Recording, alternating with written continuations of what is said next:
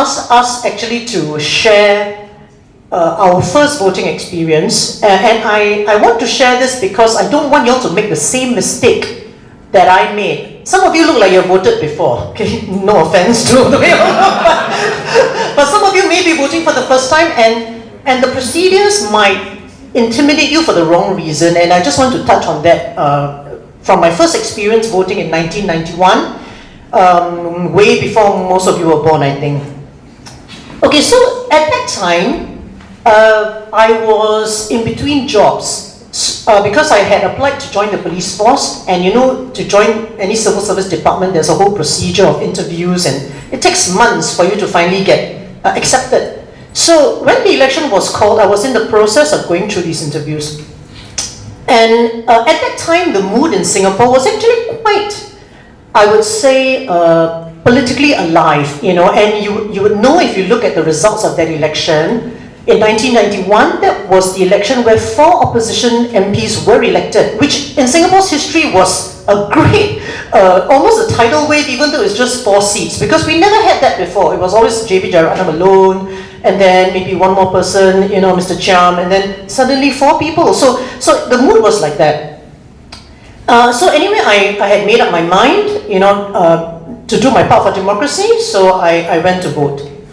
When I arrived at the voting station, the election officers did what they were supposed to do, meaning they have to call out your number and your name loudly, okay? And the reason they do that is there are polling agents at the side who will kind of mark attendance to make sure that there's no like person coming back to vote again, you know. So it's in accordance with the Parliamentary Elections Act. But when I was standing there hearing my full name called out, Lim Swee Lian Sylvia, you know, this number, I don't know why, but a sense of panic came over me. You know, it's just the moment that, oh my goodness, you know, I'm at the cusp of doing something that might affect me personally.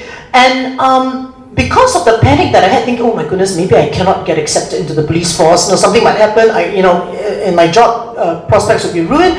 So I caved in to my fear, and I went in there and I voted for the PAP. Now, I'm not revealing this for the first time. This is not news. Okay, I've written about this in the past. You know, but when I analyze that back, first of all, I'm ashamed.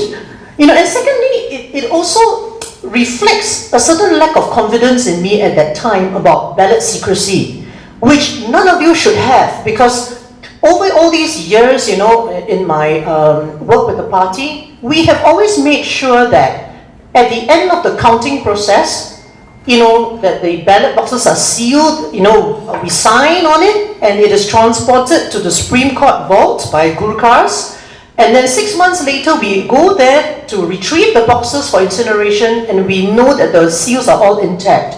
So, some people sometimes have this query about, oh, you know, there's serial numbers and things like that, but I'm very confident, in fact, the party has been putting up a lot of information on this, that voting is secret. So, you should not have any fear in your mind. You just vote for whoever you want.